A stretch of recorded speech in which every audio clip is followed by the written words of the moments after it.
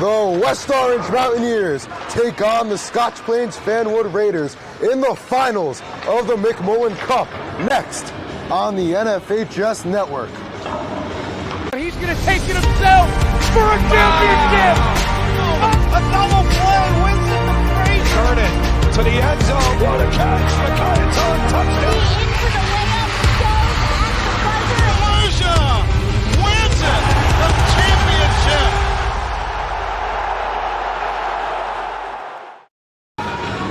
Welcome to Rink 1 here at Richard J. Cody Arena. I'm Alex Weiss, today by Adam Tobis in what is the finals of the McMullen Cup, the championship of the 6-team bracket that makes up the McMullen division in the NJIIHL. These two teams have played twice this season. Scotch Plains Fanwood taking both of them away from West Orange, the first being a 6-3 victory here at Cody.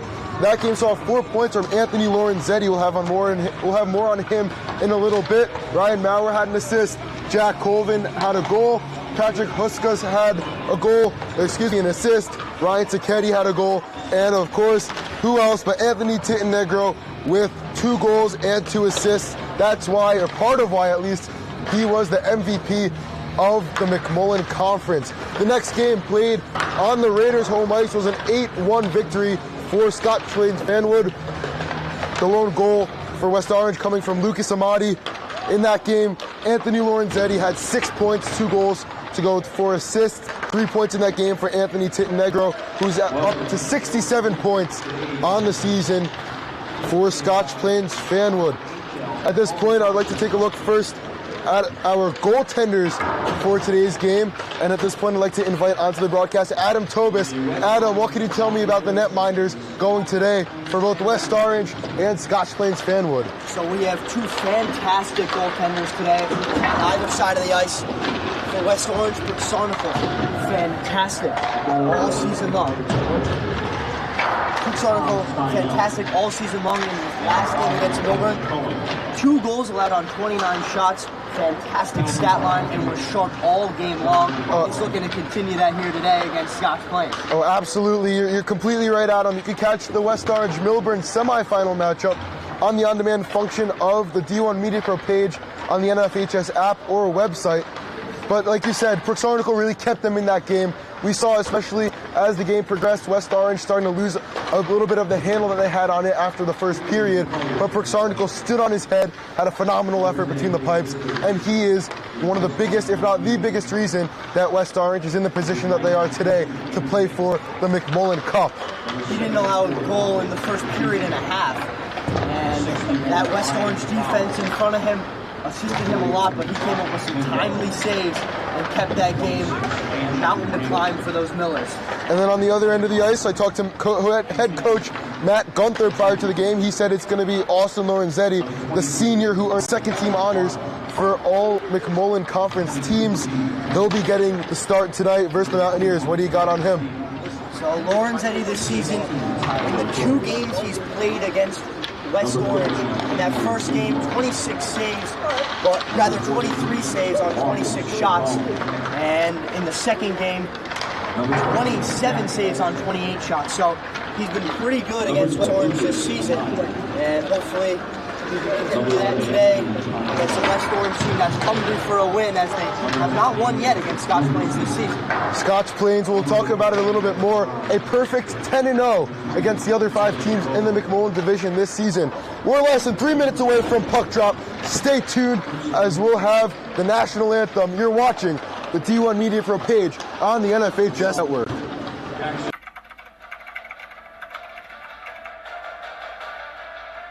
They score!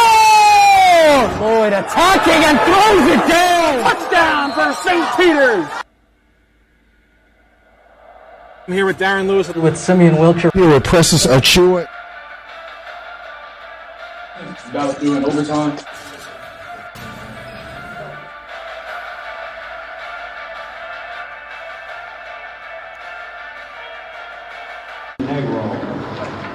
Number 26, Lucas. Welcome back. Less than 2.5 minutes from puck drop. Adam, we're going to take a look at our players to watch. First, For the West Orange Mountaineers, as you see on your screen, number 23 in blue, that's senior Calvin Tranquata. I've been watching recently, Adam. He's had plenty of opportunities. It's been a little bit since he's found the back of the net, but that's exactly why he's my player to watch. He's due for a goal, and in the brightest moments, when the lights shine brighter than ever, it's the moments like this where the players who are most due make an impact for their teams. I think Tranquata's really due for a goal, as I said, and there's no better moment than the championship of the conference to find that extra push and score a goal, a timely goal, maybe a tiebreaker, a game-tying goal, whatever the case may be. Calvin Tranquata, my player to watch for West Orange.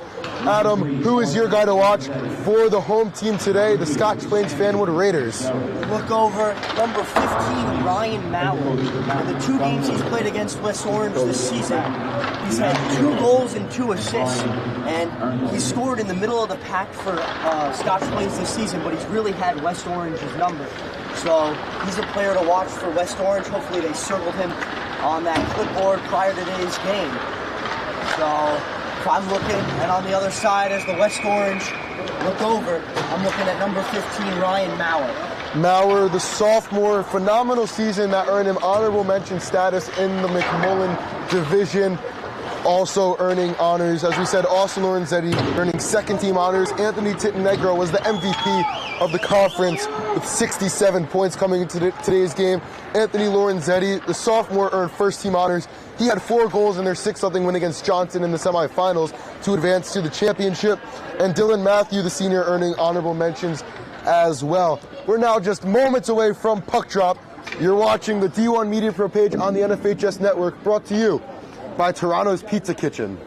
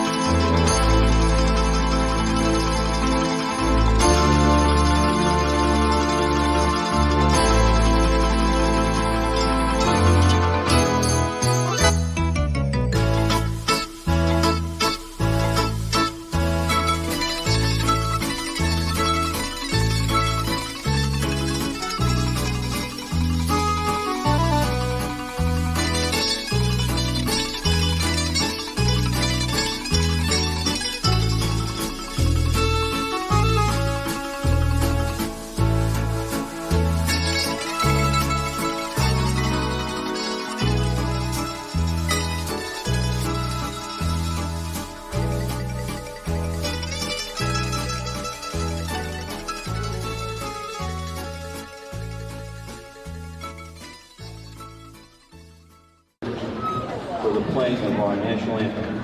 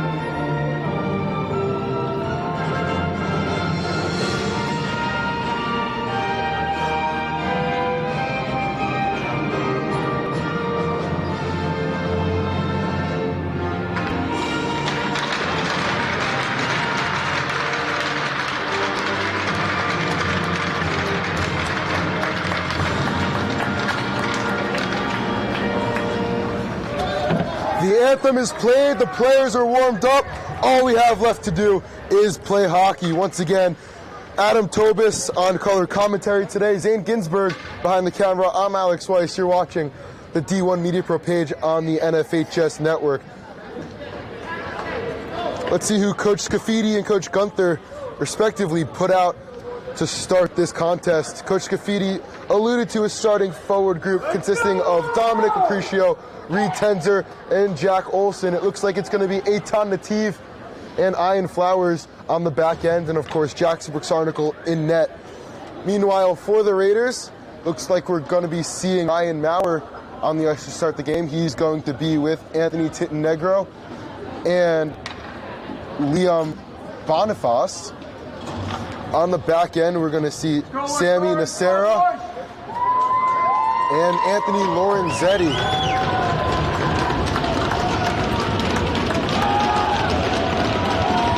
Feel that energy.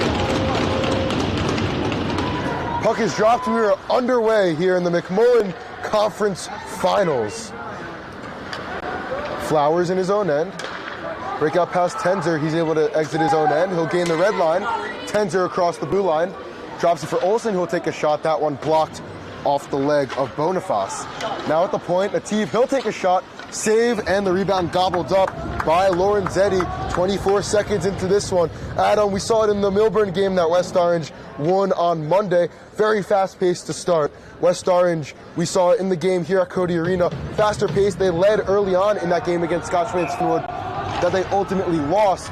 But the faster pace of play benefits them far more than it could possibly hurt them. Ian Flowers comes back around. He'll send a saucer pass that's knocked down in the neutral zone by Tittenegro.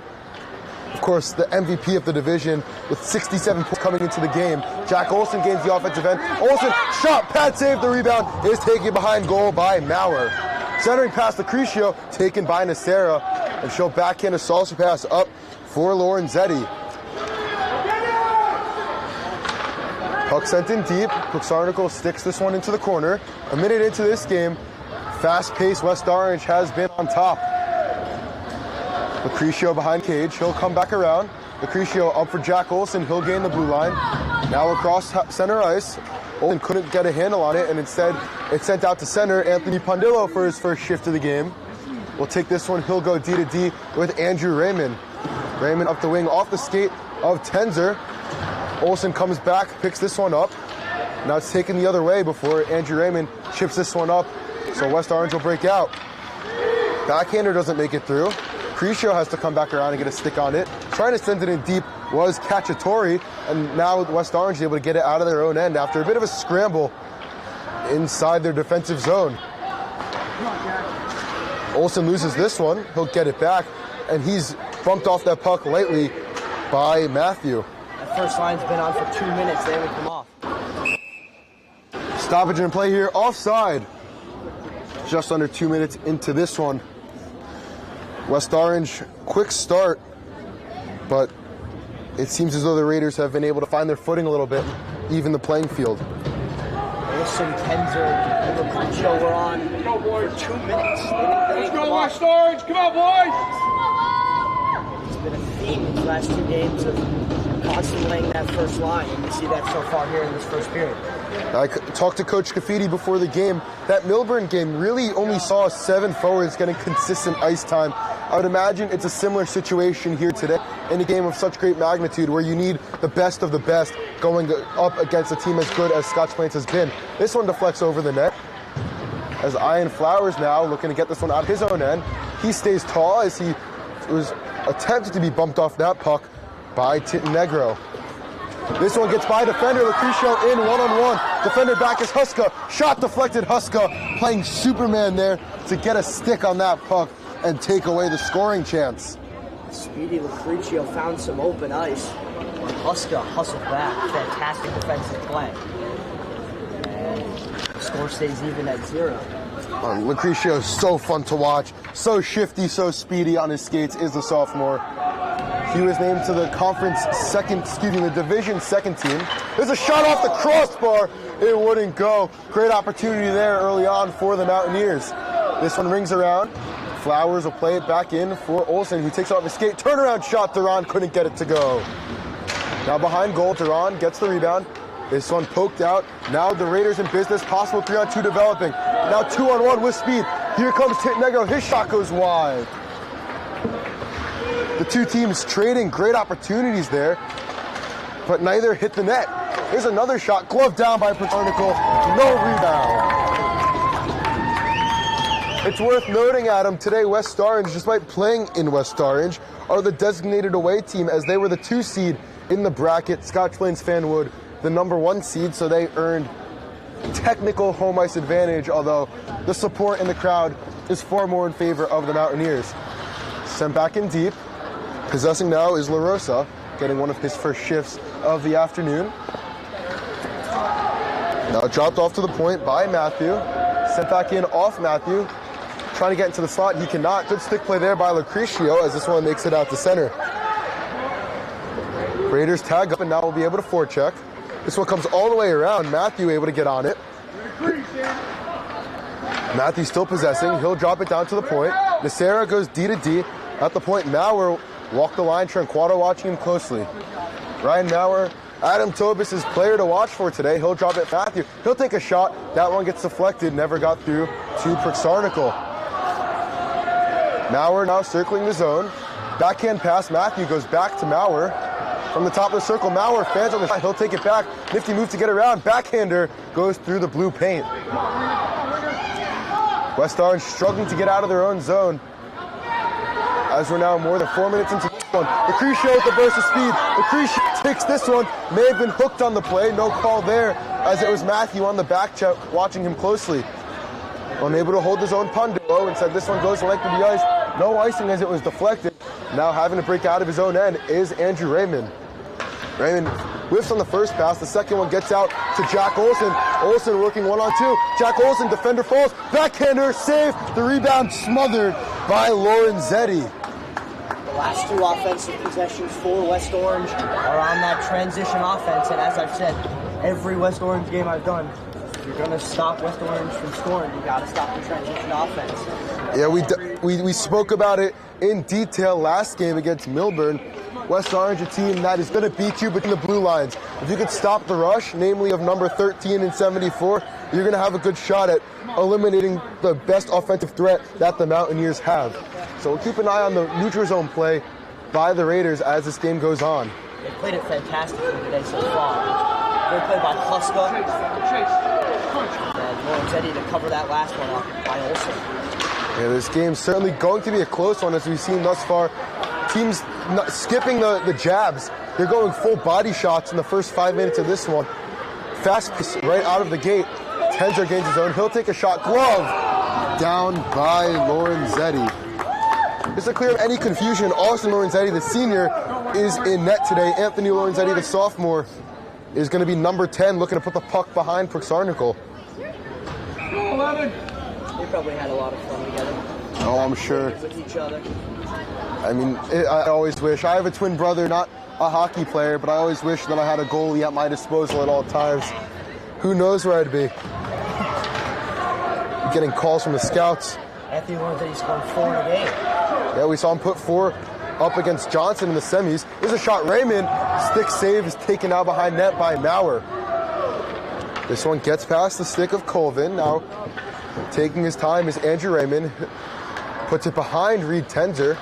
Raiders touch up, but Jack Olson says no as he'll take this one away. Looking for a possible break pass to Lucrecio, but icing is waved off, and Lucrecio is the one who's going to go now and get on the forecheck as we're now more than 6 minutes into this one. Some really high quality opportunities on both ends of the ice, none of which have made it past Lorenzetti or Prixarnicle thus far. A minute before the game, both goaltenders playing pretty tight shifts between the pipes, so if you're going to get one past them, it's got to be a perfect shot. And I think that we're going to see one of two things happen. We're going to see some sustained zone time, some really long 35, 40-second shifts that result in a goal, or a breakaway or a 2-on-1. I don't think we're going to see a team come in clean, get a shot off and score, because both goalies so positionally sound. It's going to be hard to beat them straight up. You're going to either have to wear them down or beat them by surprise, because anything in between, it's really going to be hard to beat either of these really gifted goaltenders. As we have a hand pass, this one going to be outside of the West Orange zone. In fact, it's going to come all the way down. Both teams' new experience in the McMullen Finals, as both teams lost in the semis last year to Kearney and Bayonne.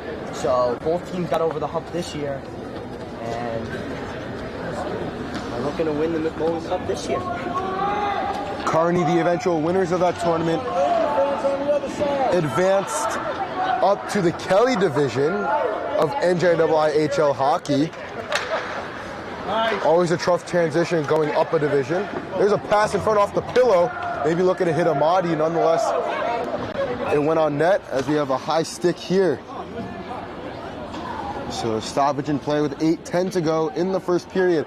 Today's production of West Orange Mountaineer Hockey on the NFHS Network is brought to you in part by Toronto's Pizza Kitchen at 69 East Northfield Road in Livingston, just a 9-minute drive from Cody Arena where we stand today. Plenty of meals, sides, and desserts over at Toronto's. This one deflects up into the corner. Arnicle forechecking. Centering pass. Lucrecio couldn't get it to go. Lucrecio backhander back to Olsen. Olsen now takes it by net. Jack Olsen centering pass off the side door. That one taken away by a white jersey. Now the Raiders gain the neutral zone. Skinning with it now is Boniface, who will send it in deep. Ian Flowers first on it. He's bodied by Negro, but he'll maintain possession. We know Flowers can throw the body. We saw a brutal hit against Bayonne, I believe it was, where he absolutely laid down the shoulder in his own end. Looking for the flip pass to Olsen. We've seen West Orange go with that play all season long. It's worked, just not there. More than halfway through this first period, plenty of opportunities as we've mentioned. No goals thus far.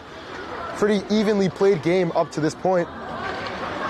The Raiders gained the zone, but Lorenzetti couldn't hold on to it. Now whiffs on it, still able to keep it in. Lucrecio trying to poke this one out to center. It comes to Maurer. His shot goes wide. Great opportunity, maybe the best thus far for the Raiders, but they couldn't put it on net. Now this one comes out to center. Olsen battling for it. Olsen gets a skate on it, now possesses, but he is dispossessed by Nacera. Nativ putting his body on the line. Now Matthew holding backhand, forehand. Arnicle shuts the door. West Orange in the last couple minutes, a little bit of a fire drill in their own, and no reason to pull the alarm just yet, however, as Arnicle has made some great saves, and the defense has come up strong when need be. There's another example of that there. Reed Tedger with a good check, and now Olsen taking it the other way. 2-on-2, he's with Lucrecio. Olsen with a shot, glove down, and held by Lorenzetti. Yeah, Olsen, Lucrecio came in, 2-on-2. Lorenzetti, you're just going to have to do better than that for a shot on net. You're going to go more high percentage on that. But face off in the offensive zone, and they now have the ability to set up and get that high percentage opportunity. Come on. There's a shot from the point, trickling through, covered up by Lorenzetti. I don't mind that shot by Olsen, reason being he was trying to put it off the far pad, maybe generate a juicy rebound for Lucrecio. If it had gotten in the back of the net, great, by all means for Olsen, but he's not shooting there to score. He's shooting there to create an opportunity for number 74 streaking down the wing. There's a shot from the point, sticked aside by Lorenzetti. Raymond bringing the heat on that wrister. Now pinning it down low, centering pass from Amadi. Coming in deep to play is Andrew Raymond. He'll get it over to Calvin Tranquata, but now the Raiders possess, and they'll gain the red line. Now getting into the offensive end before getting bodied was Ryan Sacchetti. He actually laid the boom there on Lucrecio. Now coming in, the Raiders backhander, saved by Jack Arnicle with 5:33 to go in period number one. Both teams have that speed factor. Oh, yeah. Negro for the Raiders, and we got Lucrecio and Olsen for West Orange, so it could be a quick game. Without a doubt.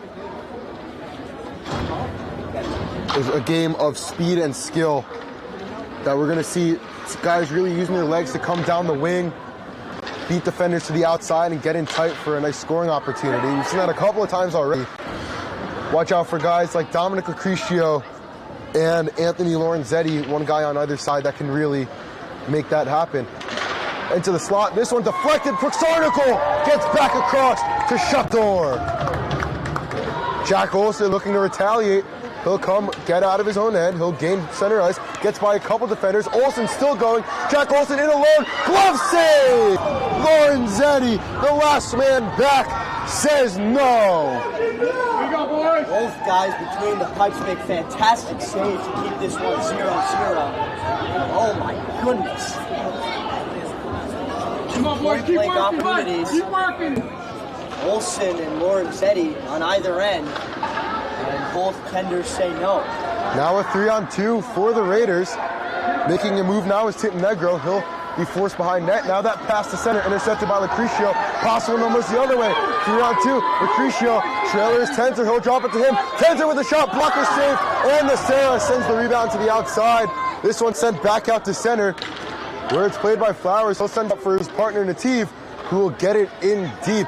Great opportunities both ways, dueling odd man rushes, but the only ones who are successful there are the goaltenders. Now Ryan Maurer with speed, he'll get in the offensive end. 1-on-3, he's working. He'll pull up for a little bit of extra room, sends it across. The Sarah looking to play this one off the wall. She can only shovel it in deep, where it's played here by Lorenzetti. Now centering pass goes wide. Shot there off the stick of Tittenegro. Another shot goes wide for Sarnical. All over that one. Had it come on net, but just sails wide. There's another one off the helmet. Jax Sarnical using his head quite literally.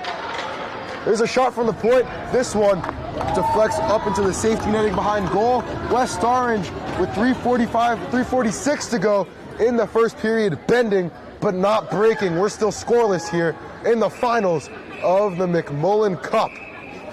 Let's go, West Orange! You said coming into this one it's going to be a close game, but 0-0 after almost 12 minutes. Not sure if that's the type of close game we expected here, Adam. We knew both goaltenders coming into this game were very, very good and strong in net, but the offenses for either team have been strong all season long. Yes, certainly a closely played game. Goaltenders are the ones that we have to watch right now, because both of them, and this is not a phrase I use lately, both of them have showed signs of standing on their heads. Defense wins championships. Let's do say that. Reed Tenzer looking to use his speed. He can't get it clean. Olsen picks this one up in the offensive end. Centering pass. Save Lorenzetti on the one-timer. Oh my goodness. How did he do that? Oh my goodness. Austin Lorenzetti goes to the outstretched pad. Oh my God, how did he get there? You get two of the best goal scorers on West Orange. Olsen feeding a beautiful pass for the one-timer for Tenzer.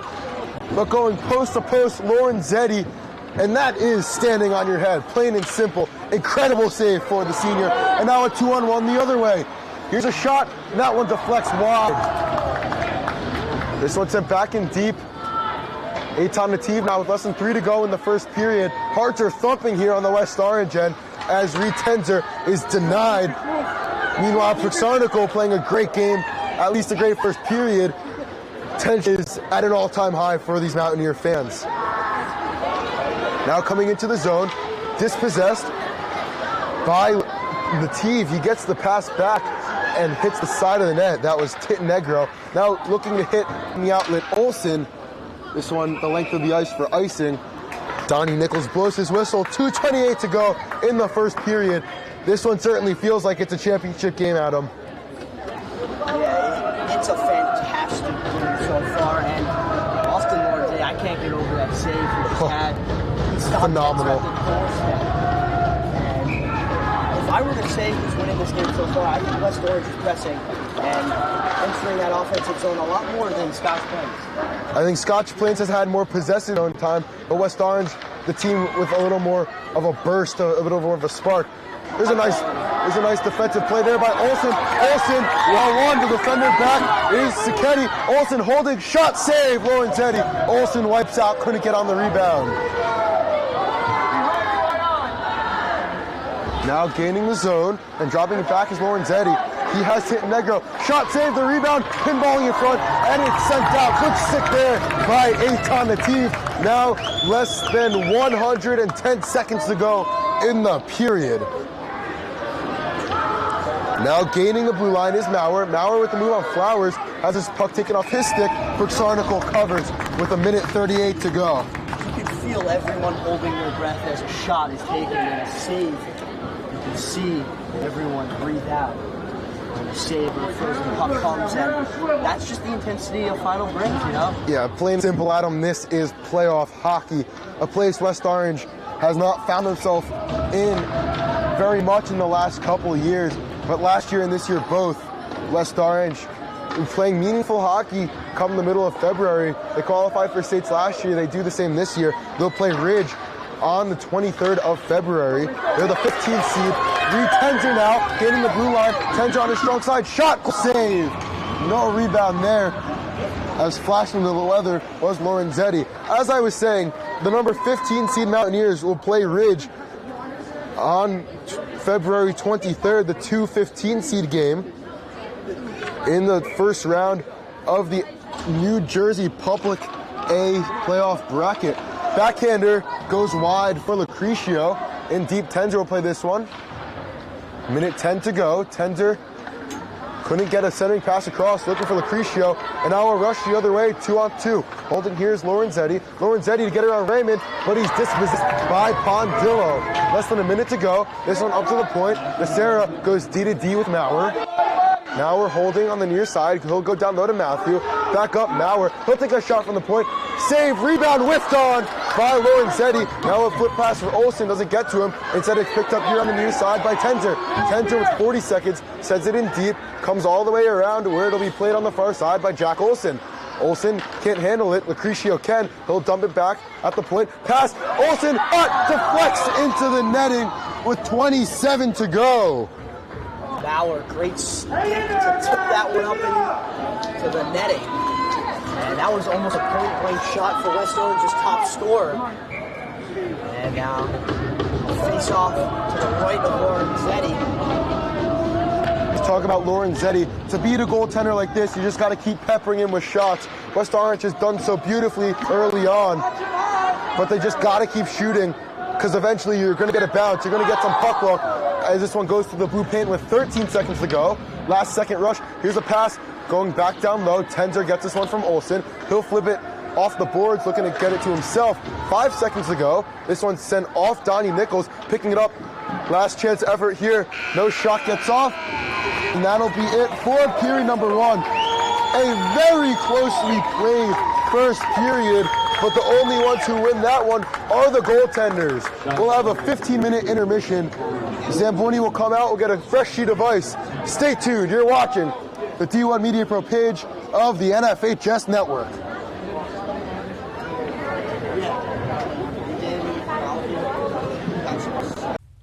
When one of the top public high school athletic programs in the state of New Jersey uses the #1 live stream in the nation. Flip to Carson. He went the 90 yards on the kickoff return. He's trying to finish it off with a touchdown, and he does! Jakai Carson. Ball court. Passed on over to Capstraw. Capstraw will drive in past two players, and she's able to load up and score. That is the 1,000-point club type of play right there. You can't ask for better than that one. Pass across. Stick down by Murphy. Send a shot and deflected. They score! 2 now.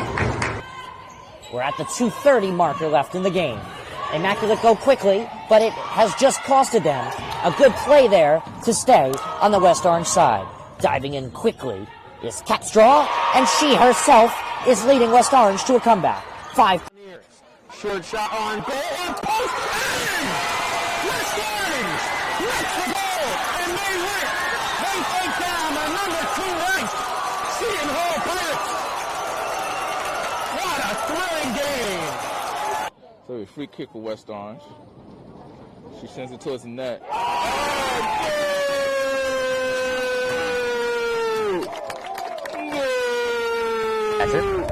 But we don't score the game, we just call and record it. As the pitch from Bove with nobody on base, swung on and missed, struck him out. Rossi now trying to get on the offensive side of things. Can he? Ooh, and he's able to work himself into a pin position. Can he earn the pin? He's got all 5. Back points easily secured. And he pins him. So the first Rossi with the pinfall victory. West Orange with a 5-0 win over Newark Central. I'm here with West Orange head coach Doug Nevins. All right, West Orange with a 6-1 win over Columbia. I'm here with 3 stars of the game: Emma Mitchell, Kaya Schultz, Gianna Festino. So I'm Ryan Lowy from D1 Media Pro, and I'm joined with senior Kaya Schultz and junior Kylie Capstraw. Here with West Orange girls varsity coach Sean DeVore.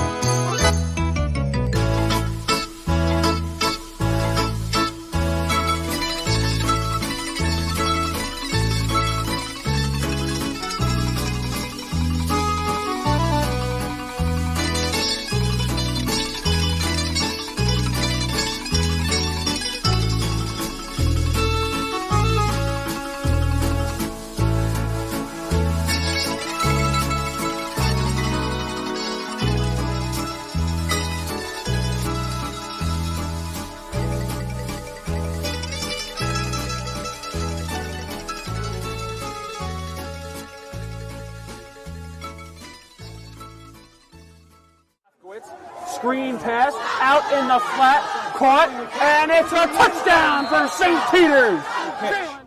O'Donnell swinging away, puts it over the shortstop's head. That's a base hit. It'll score 1. Faraz on his way home. Throw is not in time. Going quickly, Bullock takes the snap, throws to the far side. Wide open touchdown. In there, called strike 3 looking.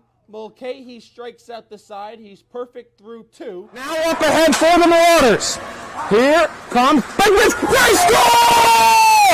Michael Benkovich for St. Peter's Pep. Bounced on the ground to short. Faraz Fields flipped to O'Donnell 1. Throw on to first in time for a double play. We'll look back out there for the Marauders. He takes the snap. Looking over the middle. Has a man. Can he scores? Reels it in. 35. Stick on to defenders. Still on to the 20.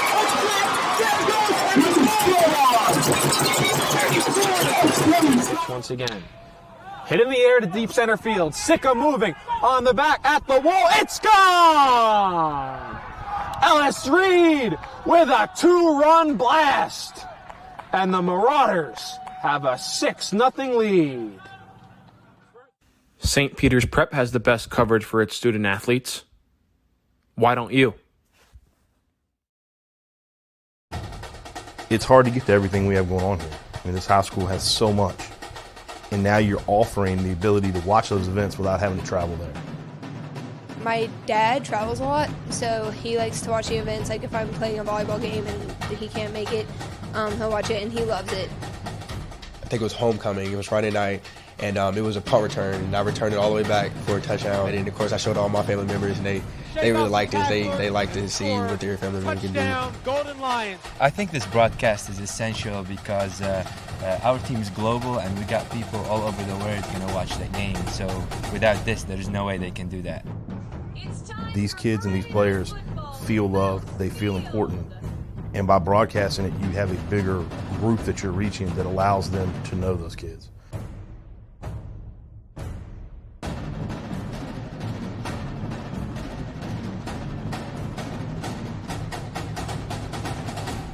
One of New Jersey's premier high school basketball teams gets their coverage from D1 Media Pro, and it goes like this.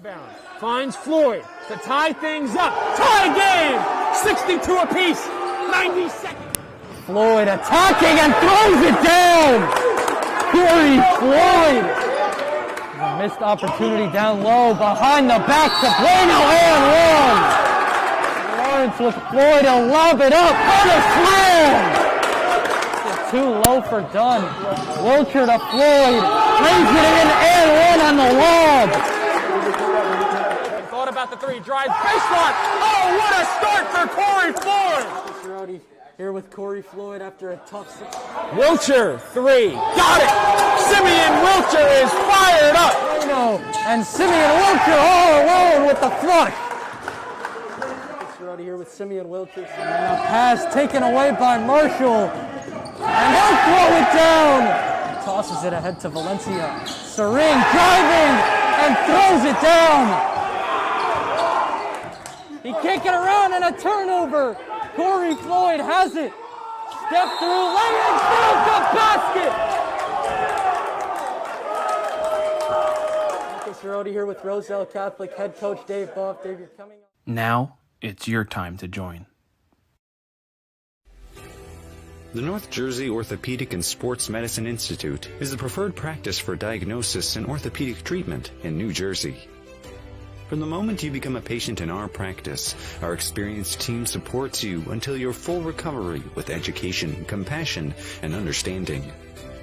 Our focus includes sports injuries, as well as the treatment of a broad range of orthopedic complaints, from common tendon ailments and arthritic joint pain to traumatic injuries. Our facility offers an on-site physical therapy suite.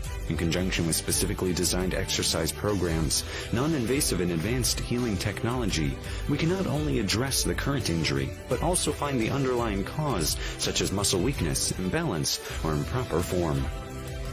We also offer non-surgical modalities, such as platelet-rich plasma injections, which can lead to an accelerated recovery. To provide efficient and excellent care, personal interactions and individualized attention for each patient is important. We are committed to create a protocol that can eliminate similar injuries in the future. At North Jersey Orthopedic and Sports Medicine Institute, we are dedicated to providing the highest standard of care and comfort of athletes, including patients with non-related sports injuries. Board-certified orthopedic surgeon and sports medicine specialist Dr. Michael Rosanella utilizes non-surgical and minimally invasive surgical procedures to help patients regain back their quality of life. The North Jersey Orthopedic and Sports Medicine Institute is the preferred practice for diagnosis and orthopedic treatment in New Jersey. Our focus includes sports injuries, as well as the treatment of a broad range of orthopedic complaints, from common tendon ailments and arthritic joint pain to traumatic injuries. Our facility offers an on-site physical therapy suite, in conjunction with specifically designed exercise programs, non-invasive and advanced healing technology. Specialist Dr. Michael Rosanella utilizes non-surgical and minimally invasive surgical procedures to help patients regain back their quality of life. Martin drops back, looks left, throws left. Pass complete.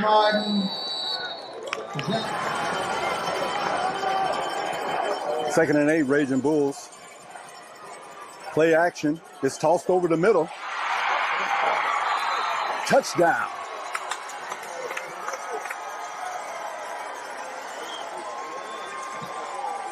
In, crowding the line of scrimmage. Man comes in motion. Minucci turns around, hands to Heath. He's got a first down, a lot more. There goes Ronnie Heath. He's off to the races. 20, 15, 10, 5. Touchdown, Don Bosco. Ball carried by number 5, Ronnie Heath.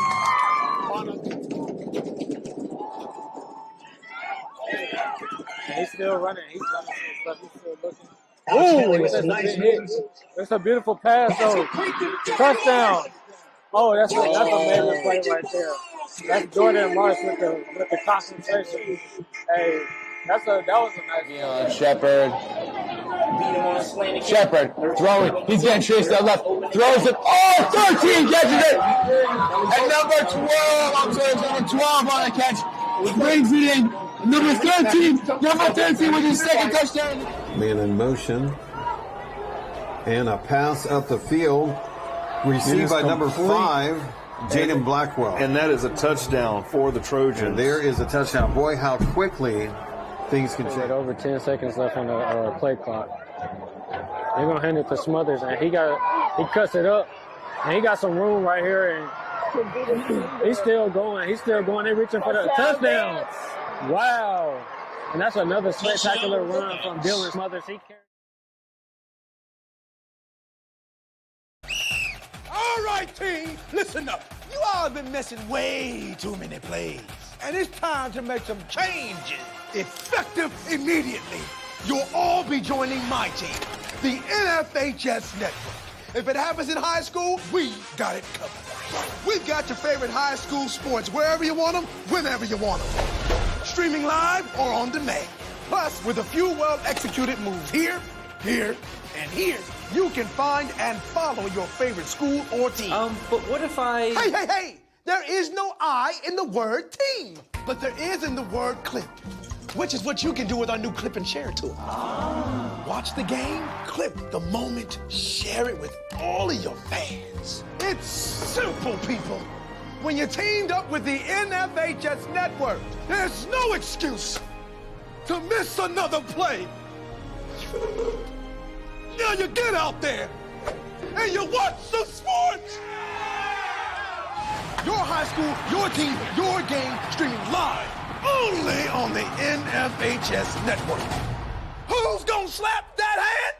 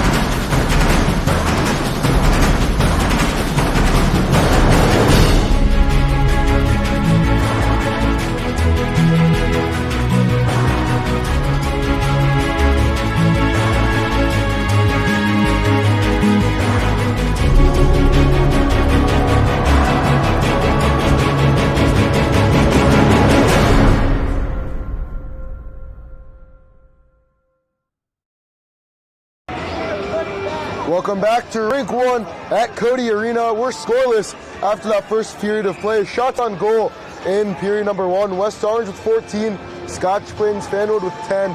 Both goalies with spectacular first periods, Adam. Yeah, both goaltenders holding the fort down for their teams, and it keeps this one a 0-0 game going into the second period. And both teams probably went into that locker room and discussed an offensive strategy to get by these goaltenders, and probably left their goaltenders alone in the corner. Just keep that shutout going for their team. Oh, I don't like saying the word on the broadcast, Adam. No, there's no such thing as a broadcast jinx. See, I don't know if I agree with you there. It's almost like a pitcher during a no-hitter, though. You don't want to get them off their groove. Yeah, there's no such thing as a broadcast jinx. As a broadcaster, you gotta say everything. You think so? You gotta say it. Well, let's agree to disagree as we're underway in period number 2. Right off the draw, the Raiders possess. Nice stick play there by Nativ to dispossess Tintenegro, who takes it now. Shot blocker save by Proxarnical. There's another shot. That one sails way wide. Now at the point, Sacchetti sends it back in deep. Now Tintenegro looking to possess. There's a centering pass. This one flutters out to the point. A slap shot, bad angle. That one sails wide. It rings all the way around. And the Raiders are going to have to take it from all the way back in their own end. Playing it now, Lorenzetti will leave it for Tintenegro. Olsen watching closely. He's out there with Crescio and Reed Tenzer. This one deflects out to Leon Boniface. He'll take a shot, deflects off a skate, and it goes over the net. Nearly a catastrophic bad bounce for the Mountaineers there. Now Nativ lifts on this one. Raiders will take it. But now it's intercepted. Jack Olsen looking to use his speed. Jack Olsen up the wing, and he's bumped off this one. Good play there by Sacchetti. This one comes out to Andrew Raymond in the neutral zone. Raymond banks it off the boards, looking to hit Lucretia. This one gets by. Now Jack Olsen on a breakaway. Jack Olsen shot. He scores! Jack Olsen lights the lamp. Deadlock broken. West Orange leads 1-0. Who other than Jack Olsen to break that 0-0 game? West Orange takes that 1-0 lead. And of course, Jack Olsen. It only took 80 seconds for West Orange to find their groove. They crack the code that Lorenzetti put in front of them, and they lead this one early on in period number 2.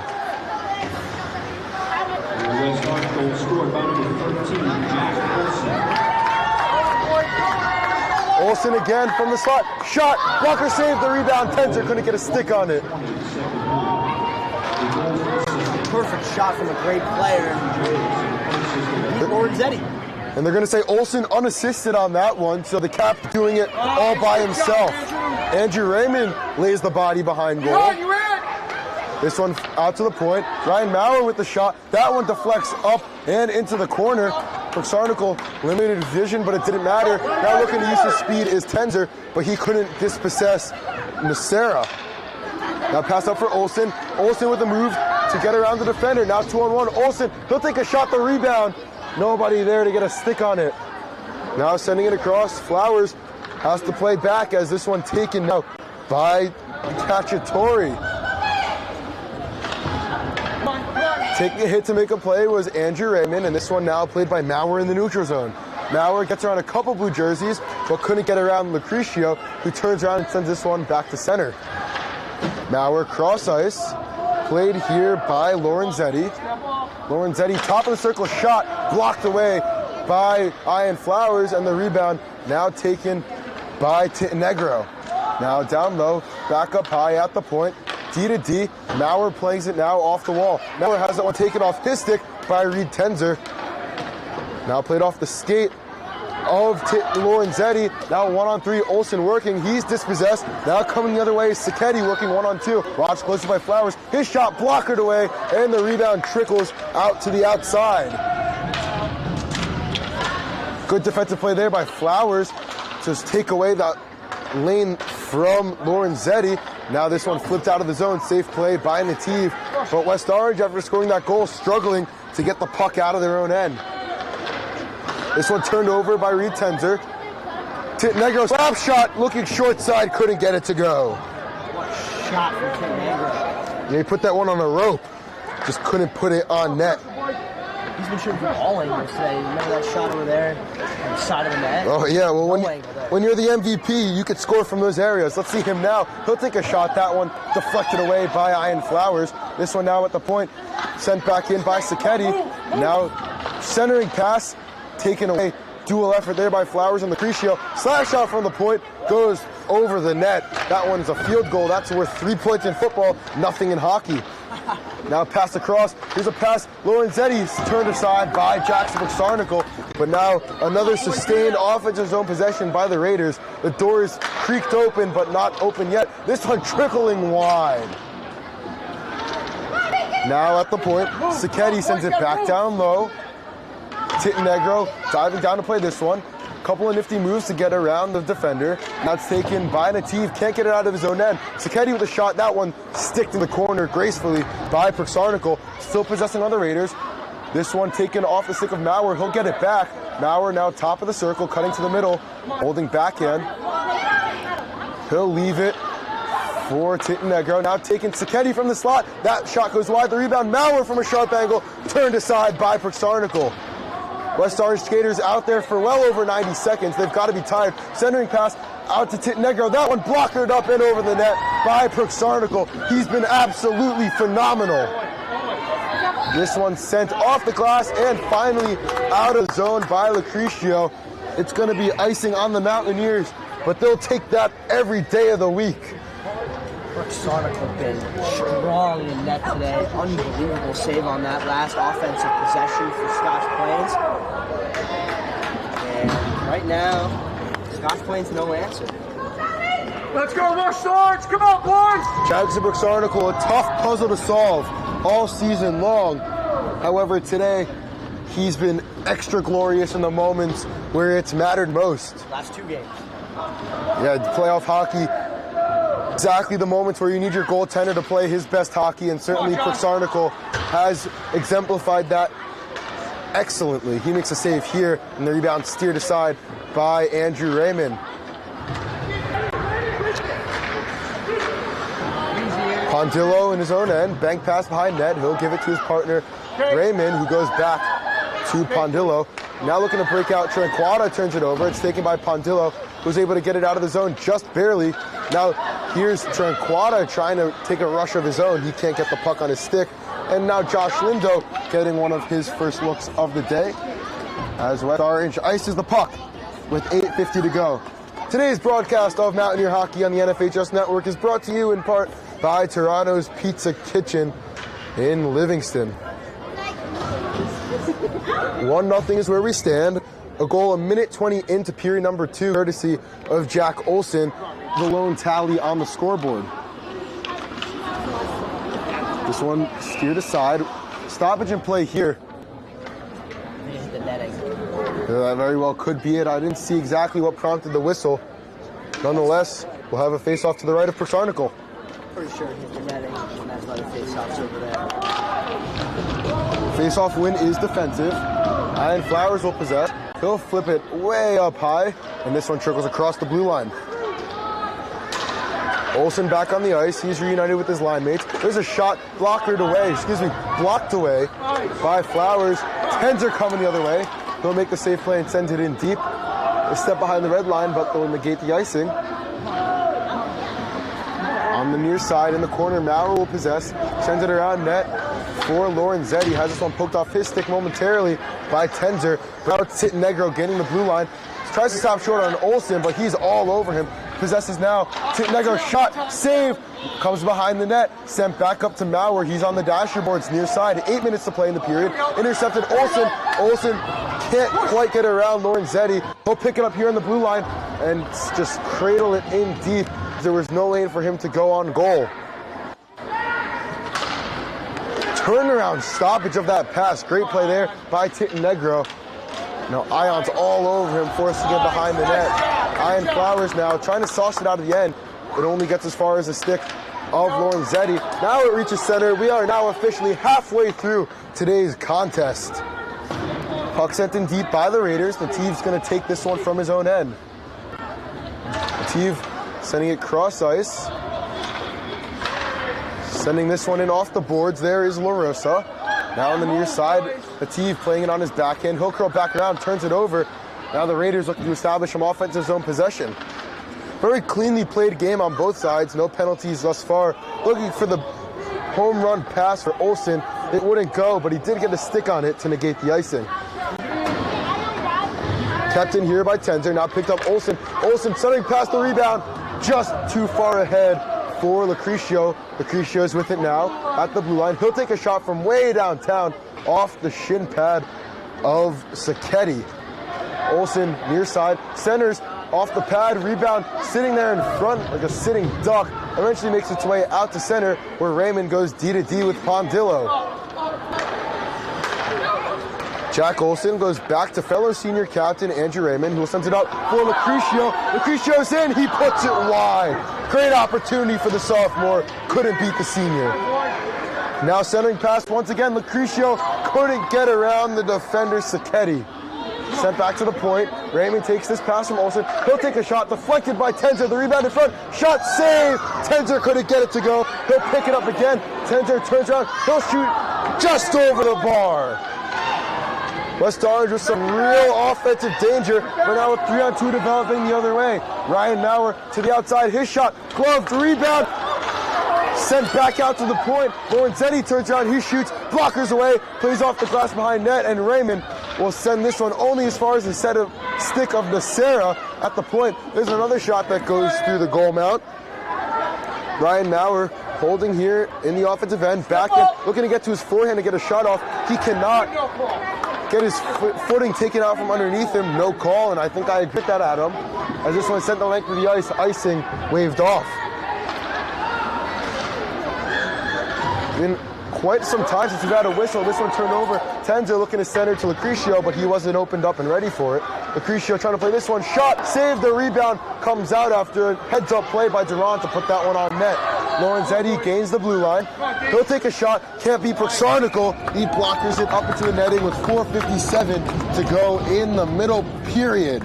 That was such a long possession because on that last offensive zone time for the Raiders, Proxarnical didn't fully come down with it and the puck was loose, and it kept them in that offensive zone for an elongated period of time until finally the puck went out of play.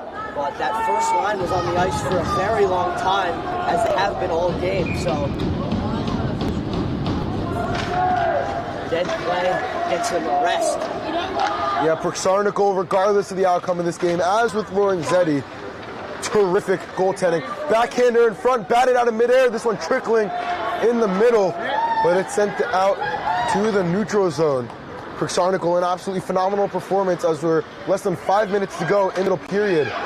This one taken away by Lucrecio. 2-on-1 developing. Lucrecio on his off wing. He'll guide this one behind net. Watch closely by Nacera. He's taken down, but the referee is letting this one play out. Now coming the other way, Lorenzetti. The sophomore gains the blue line. He'll take a shot. That one deflects wide. Stay in front, be in front. Natieve picks up behind Cave. Has this one taken off his stick, but coming to his aid is Lucrecio, who can't find this one in his skates, and eventually he'll find it, send it around. Jack Olsen plays this one, banks it off the board to himself. One-on-one, Jack Olsen. He has Husko with him. Shot, save!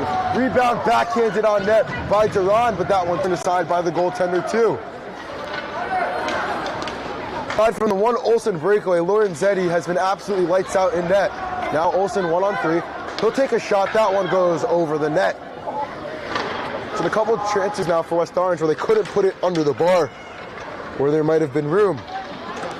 Tenzer turns around, puts it off the foot of the official. Not his intention, nonetheless, it goes around behind the net. Less than 3.5 to go in the first period. Zane Ginsberg doing the camera work. Adam Tobis is with myself I'm Alex Weiss. You're watching the D1 Media Pro page on the NFHS Network.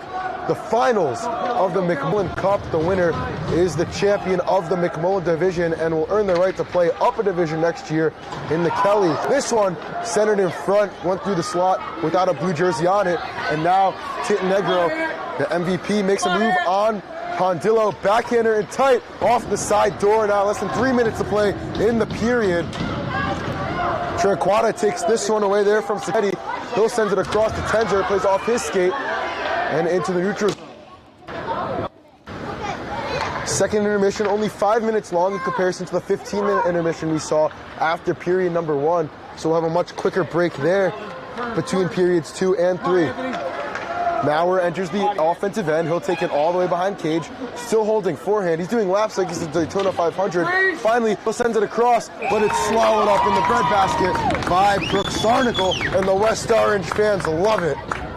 Tittenegro going back to the bench after his last shift hit the boards in frustration. And that's pretty much what Brooks Sarnicle has done to this Raider team so far today. He shut that door down, and I won't say it again, guys. This one shot from the point, off the helmet. Second time Brooks Sarnicle has used his dome to keep the puck out. Not picking this one up, or trying to at least, was Olsen. Couldn't quite get on it. Forechecking is Tenzer. This one gets around him. So we're approaching the 2-minute mark of the middle stanza. This one sticked down for Nativ by Brooks Sarnicle. Now a breakout pass. Hitting Tenzer was Lucrecio. Now it's up to Jack Olsen. He'll take a shot, gloving that one down like a line drive as a second baseman would, is Lorenzetti. You know, when you're a team in the Raiders' position right now, there's nothing more frustrating, especially in a championship game, than running into a hot goaltender. But they just, like I said in the first period, you got to keep peppering him with shots. You got to keep putting shots on goal, and the key word there, on goal, not missing the net or shooting into shin pads. You can't beat a goaltender unless you test him, and the Raiders are going to have to keep doing that. They can do that right here with a 3-on-2. Pulling up is Tittenegro. This one deflects. Shot, score! We are tied! Picking up the trash in front, it was Anthony Lorenzetti. And now with exactly 100 seconds to play in the middle period, we're right back to where we started. This one is knotted up at 1. All the Raiders need to do is trust their offense, which has been the biggest asset all season long. And who other than Anthony Lorenzetti to pick up the tally there for the Raiders, helping his brother out on the other end. You know, he's going to get a pat on the back for that one. Now looking for more are the Raiders. This one taken away by Lucrecio. 1-on-3, Lucrecio turning and burning to the outside. He'll pull up here, makes the defender go into the boards. It was Sacchetti watching him closely. Shot from the point, looking for a deflection there was Nativ. He doesn't get it. We now have 80 seconds left in the period. Pass up for Maurer. He'll deflect it only as far as the stick as Eitan Nativ, who sends a bank pass up to nobody, Sacchetti of the other team. Minute 10 to go. Holding here is Olsen. He'll send a pass off the boards. Lucas Amati is drilled at center ice. Laying the boom there was Tittenegro. We now have a minute to play. This one in deep, and icing is the call with 53 to go. Raiders found some confidence, and now they're throwing bodies all over the ice, trying to pick up that momentum and take complete control of this one late in the second period. Well, I like to say, Adam, you can't touch momentum, but you can feel it. And I think if either team can put one by in the last 53 seconds of period number 2, it'll work wonders coming into the third. This one offside, rather a hand pass, excuse me, with 48 to go. The goal came so late in the second period that a 5-minute break might be beneficial to the West Orange Mountaineers. Absolutely. As the momentum of the Raiders might die down in that 5-minute intermission period. So if anything, West Orange is hoping for that 5-minute intermission period to come sooner rather than later. You're completely correct. The momentum works best in the Raiders' favor when they're on the ice, playing downhill almost. You go to the locker room for 5 minutes, that almost fizzles out completely. As we saw, West Orange scored 2 goals in the first minute of the third period in their first matchup against the Raiders. Taking this to the outside with speed, Tenzer from a sharp angle, puts it off the back of the net. Great opportunity there for the sophomore. Flowers D to D, 20 seconds. Petit with a clapper. That one goes wide. 15 seconds to play. Home run pass. Couldn't get to Mal. Great defensive play there by Flowers. This one was offside, but Flowers with a heads-up play to not put his stick down on that puck. Clock winds down. That'll do it for period number 2. 30 minutes has solved nothing as we are still tied in this one. Stay tuned to the D1 Media Pro page of the NFHS Network for the final period of regulation in the championship of the McMullen Cup. Don't go anywhere.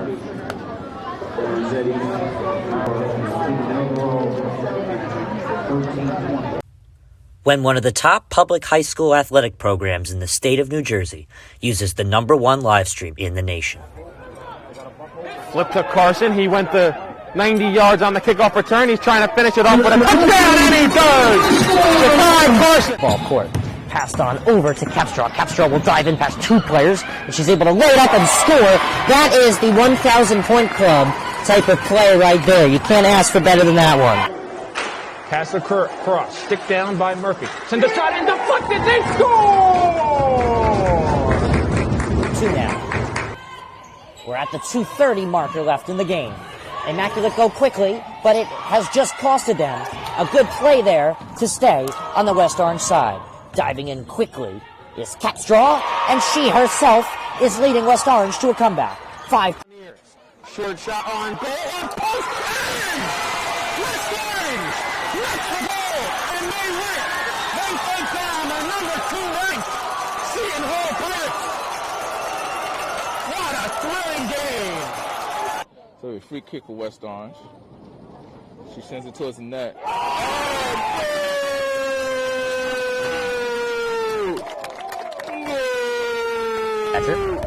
But we don't score the game, we just call and record it.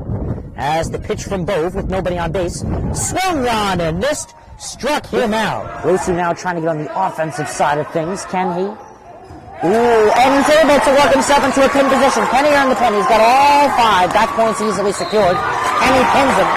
So the first Rosu with the pinfall victory. West Orange with a 5-0 win over North Central. I'm here with West Orange head coach Doug Nevins. All right, West Orange with a 6-1 win over Columbia. I'm here with 3 stars of the game: Emma Mitchell, Kaya Schultz, Gianna Festino. So I'm Ryan Lowy from D1 Media Pro, and I'm joined with senior Kaya Schultz and junior Kylie Capstraw. Here with West Orange girls varsity coach Sean DeVore.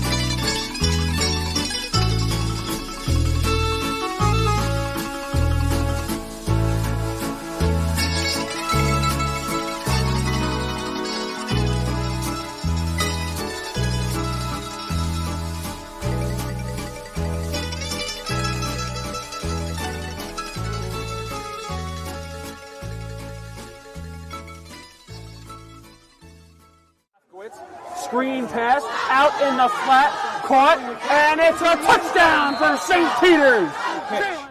O'Donnell swinging away, puts it over the shortstop's head. That's a base hit. It'll score 1. Faraz on his way home. Throw is not in time. Going quickly, Bullock takes the snap, throws to the far side. Wide open touchdown. In there, called strike 3 looking. Mulcahy strikes out the side. He's perfect through 2. Now up ahead for the Marauders.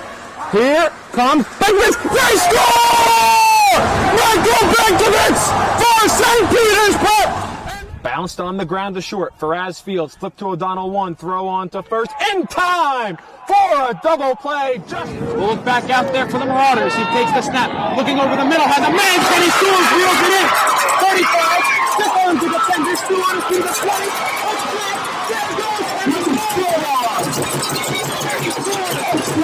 Once again, Hit in the air to deep center field. Sicka moving on the back at the wall. It's gone! Ellis Reed with a 2-run blast. And the Marauders have a 6-0 lead. St. Peter's Prep has the best coverage for its student athletes. Why don't you? It's hard to get to everything we have going on here. I mean, this high school has so much. And now you're offering the ability to watch those events without having to travel there. My dad travels a lot, so he likes to watch the events. Like if I'm playing a volleyball game and he can't make it, he'll watch it and he loves it. I think it was homecoming. It was Friday night, and it was a punt return. And I returned it all the way back for a touchdown. And of course, I showed all my family members, and they really liked it. They like to see what their family members can do. Golden Lions. I think this broadcast is essential because our team is global and we got people all over the world going to watch the game. So without this, there's no way they can do that. These kids and these players feel loved, they feel important. And by broadcasting it, you have a bigger group that you're reaching that allows them to know those kids.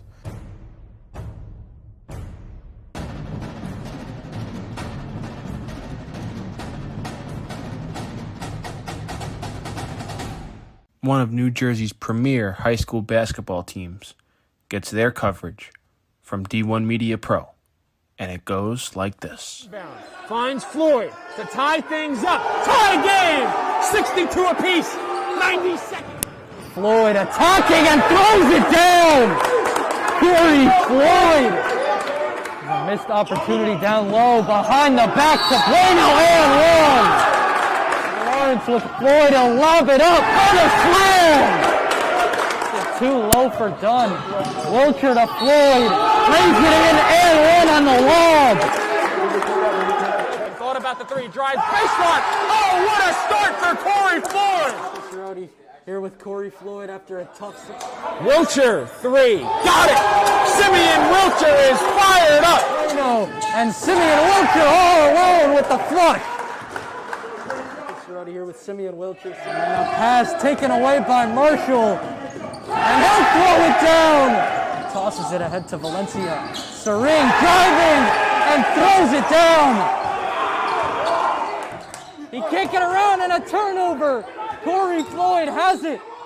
Step through, lay it through the basket.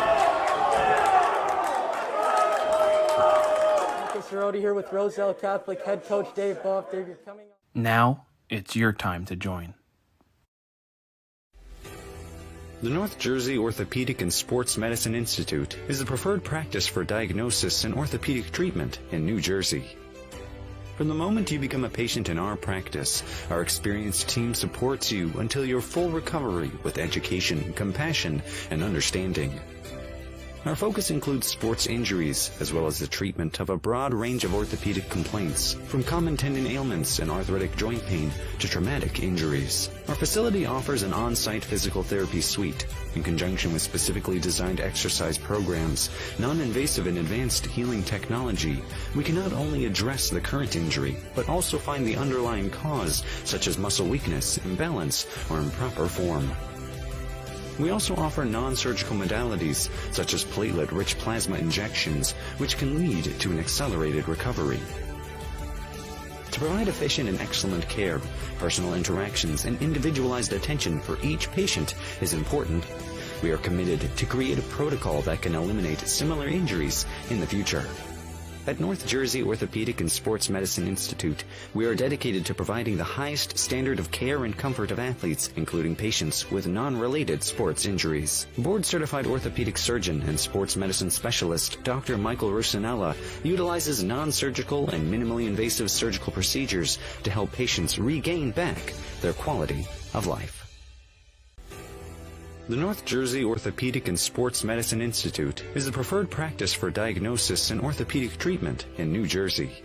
Our focus includes sports injuries, as well as the treatment of a broad range of orthopedic complaints, from common tendon ailments and arthritic joint pain to traumatic injuries. Our facility offers an on-site physical therapy suite, in conjunction with specifically designed exercise programs, non-invasive and advanced healing technology. Specialist Dr. Michael Rusinella utilizes non-surgical and minimally invasive surgical procedures to help patients regain back their quality of life. Martin drops back, looks left, throws left. Pass complete.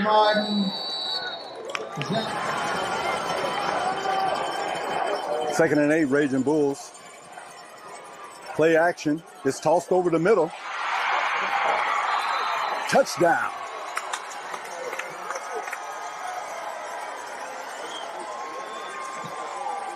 In, crowding the line of scrimmage. Man comes in motion. Minucci turns around, hands to Heath. He's got a first down, a lot more. There goes Ronnie Heath. He's off to the races. 20, 15, 10, 5. Touchdown, Don Bosco. Ball carried by number 5, Ronnie Heath.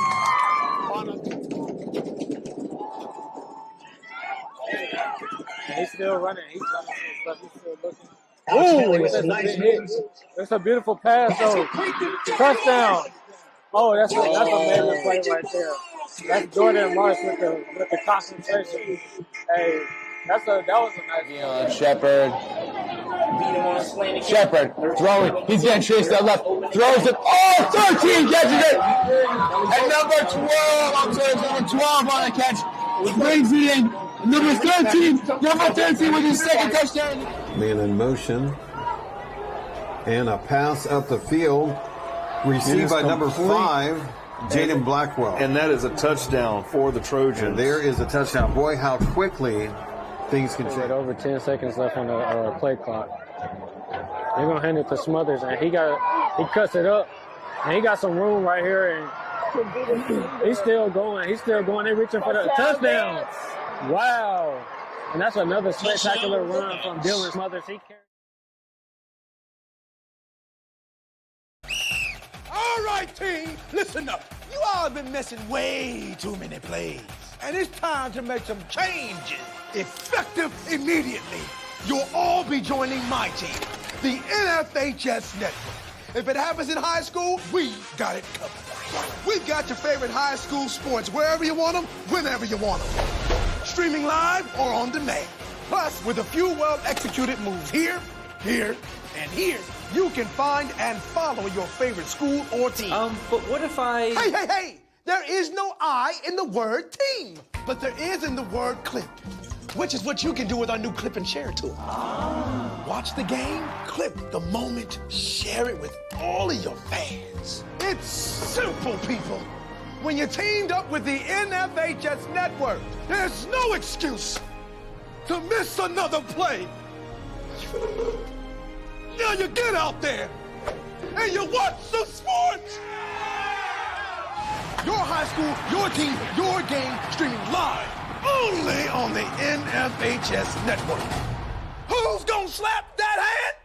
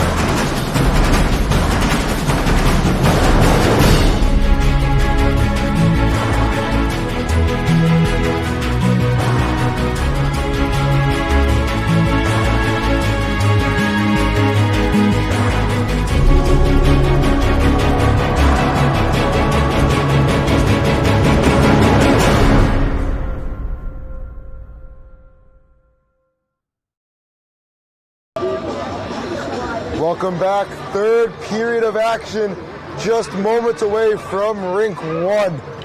This is what it all comes down to. 30 minutes has solved nothing. We're still deadlocked at 1. Jack Olson scored 80 seconds into period number 2 on a nasty breakaway finish. But with just 100 seconds left in the period, it was Anthony Lorenzetti with the equalizer, with assists coming from Maurer and Tittenegro. Shots in that second period, West Orange had 9. Scotch Plains Fanwood had 12, bringing the totals to 23 for the Mountaineers and 24 for the Raiders. 2 goals combined between these teams, something both of us did not expect. We thought there would be some more action, but the goaltenders have stayed strong in this one and have kept the scoring late on both ends of the ice sub. We're deadlocked at 1 after 2 periods.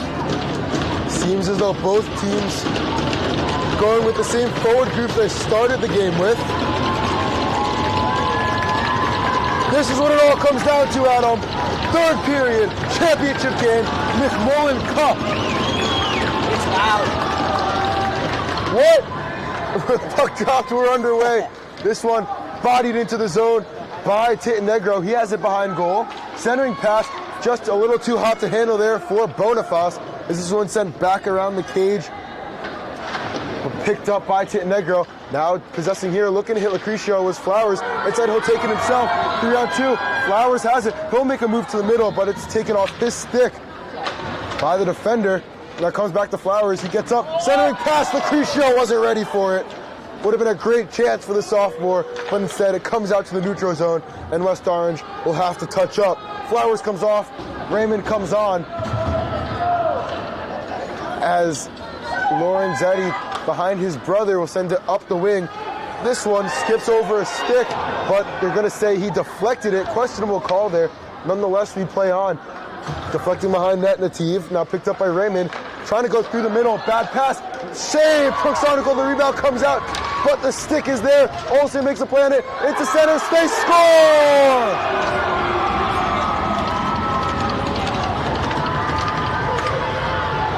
It only takes 1 minute and 7 seconds for Anthony Lorenzetti. The Raiders lead. 2 goals for Lorenzetti. And Scotch Plains now up 2-1. Proxonical could not come down with that hard shot, the first one from the point, and then Lorenzetti in the right place at the right time to finish it. And that was basically shooting practice for Lorenzetti. Second tally in the span of only about 3 minutes of gameplay between the end of the second and the beginning of the third period. When we talked about momentum, none of it fizzled out in the locker room, clearly, as Scotch Plains Fanwood picking up right where they left off. Now Lucrecio, he's in the offensive end, has that one taken off his stick. Let's listen in.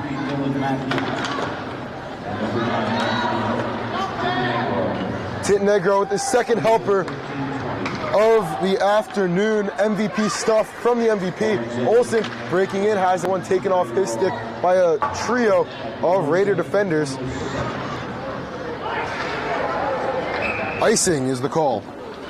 Lorenzetti family so far today has come up big for Scotch Plains. You could say that again.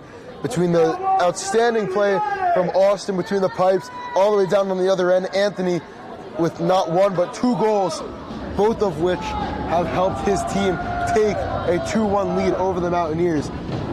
As we're about 1.5 minutes into what could be the final period of McMullen Division Hockey in 2023, at least for the 2023 season, as obviously the season will resume come November of this year.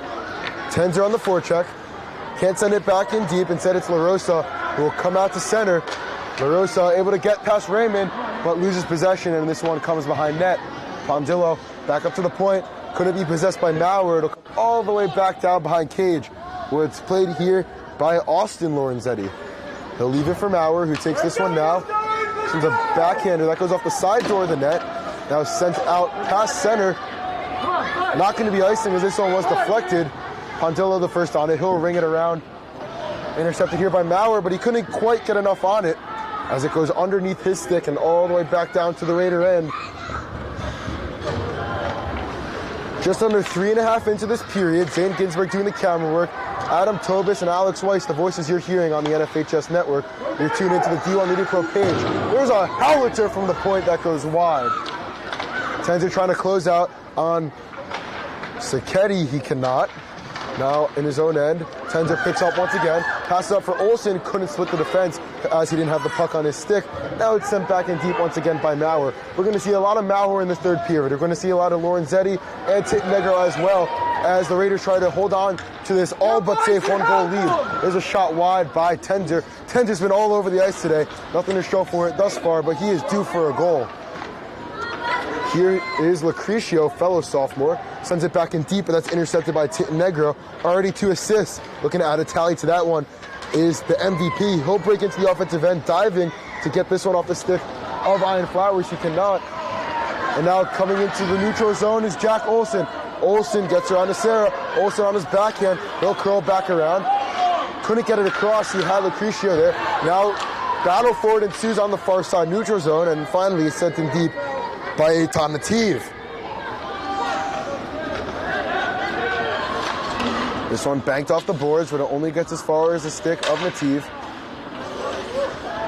This one now gloved down and taken by Huska. Now gloved down by Tittenegro. He just takes a shot, that one deflected into the safety netting. Great stick play there by Ian Flowers. A lot of neutral zone play in this early third period after the goal by Lorenzetti.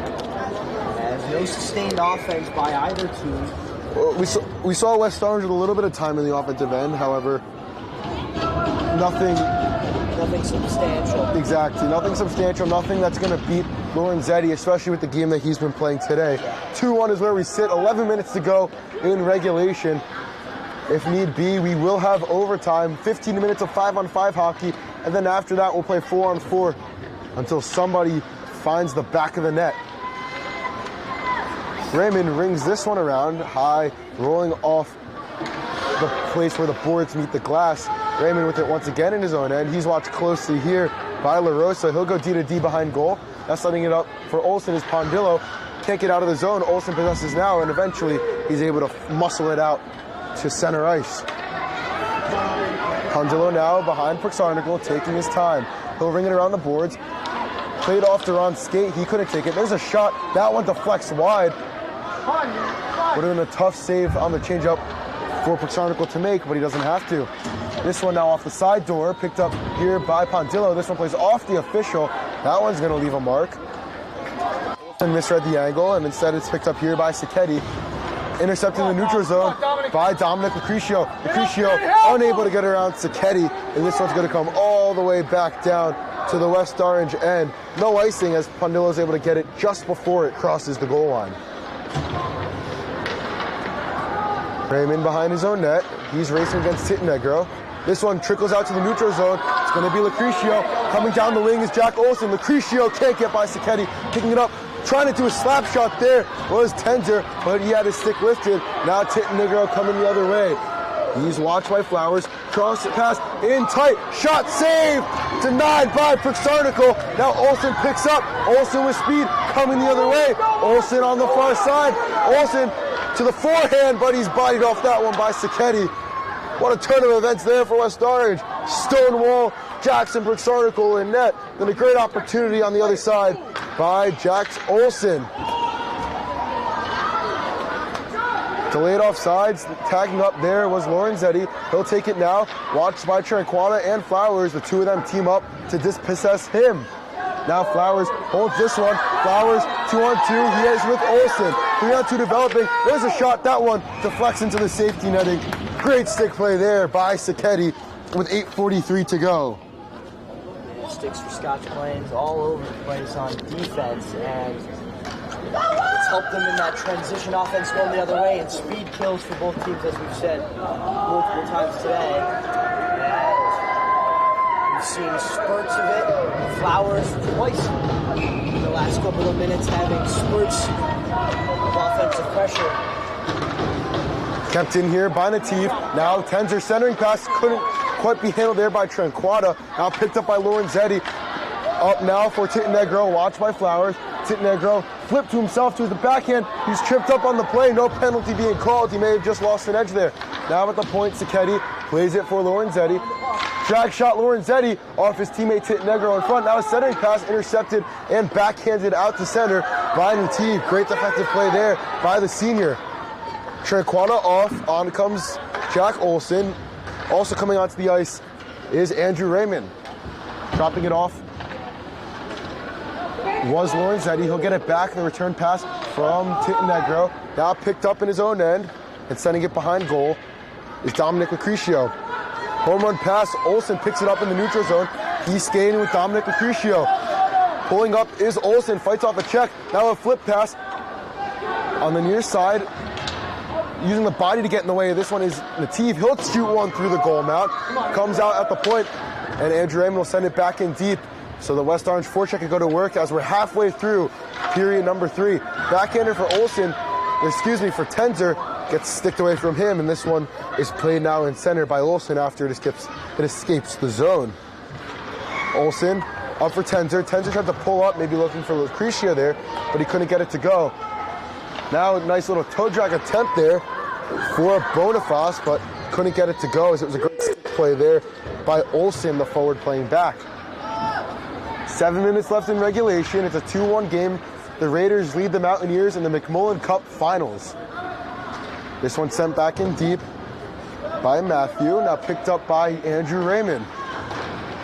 Off the skate of Lucretio, now a possible 2-on-2 rush for West Orange. Holding now is Reed Tenzer. He'll pull up, centering pass in tight. Shot over the net. Olson trying to go short side. No dice. Now a shot from the point to flex wide. Olson picking it up, centering pass. The tee from a sharp angle denied. The rebound, pinballing in front. Turnaround shot, save, no rebound. Lucretio with an opportunity, and he puts it into the breadbasket with 6:26 to go. I felt like the puck sat there for an eternity right in front of Lorenzetti. And I'm sure if you're Lorenzetti, you feel the exact same way, but he stays on his angles, stays sharp, and keeps this one a 1-goal game. Way to stay strong, Lorenzetti's done it all game long.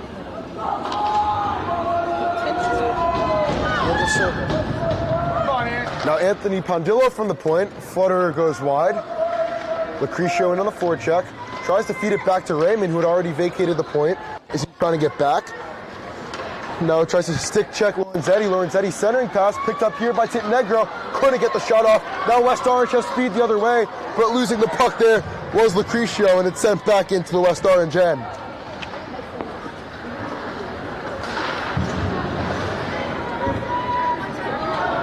The Raiders changing, now picked up Lucretio, sending it back down for Raymond. Trickling pass. Olson getting on it. Olson in deep. Olson, he scores! Jack Olson ties it up! West Orange ties the game at 2!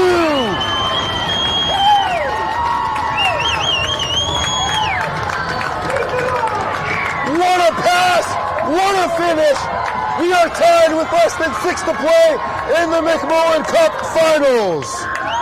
We have ourselves a game. Jack Olson and Anthony Lorenzetti, 2 apiece. This game, once again tied, but this time,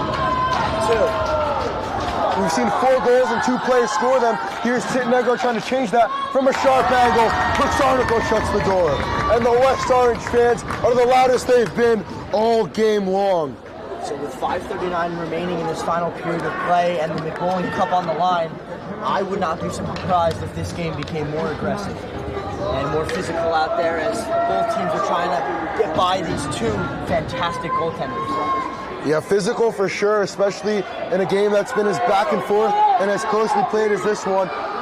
Throwing the body, using your shoulder to make a play, taking a hit to make a play are all factors that are a complete difference maker when you're looking at teams that win championships and teams that fall just short.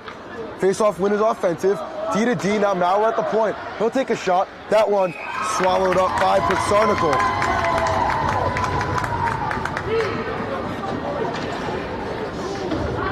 Both teams will play another game as they both made states, as we mentioned before. Scotch plans to play Northern Highland And West Orange is going to play Ridge 15-2 game. Face-off one pushed forward by the Raiders. Now, with less than 5.5 to go, it's going to be Lucrecio giving it up to Olsen. Olsen looking for his third. Instead, he'll make the smart play, sends it in deep. Centering pass looking for Lucrecio is Olsen, but it's intercepted by Lorenzetti. Lorenzetti with speed up the wing, watching him closely is Flowers. Flowers gets in the way of that one, prevents the shot attempt. Now coming the other way, Olsen trying to play this one out of the zone. He cannot. Instead, it's Nativ.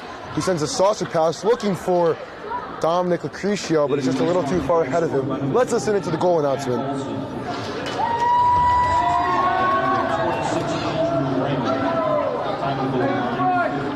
Olsen from Raymond, the senior captain's connecting on the game tire as this centering pass is missed.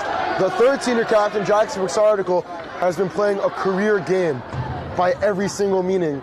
He's under the spotlight, he's making the huge saves, and he's kept his team in this one as we're now just 4 minutes and 30 seconds away from the end of period number 3, but likely not the end of the contest. Flip pass for Olsen, gets through the legs of Maurer, but Olsen couldn't quite locate it. He'll drop it for Lucrecio. Shot, blocker save! Using the waffle board is Lorenzetti to keep this one knotted at 2.